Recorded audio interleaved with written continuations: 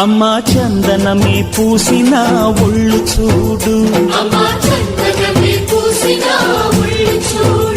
అమ్మా పున్నమి పుట్టిల్లు ఆ కళ్ళు చూడు, అమ్మా ముక్కోటి మెరుపులా మోము చూడు, అమ్మమ్మ ముగ్గురమ్మల మూల పుటమ్మ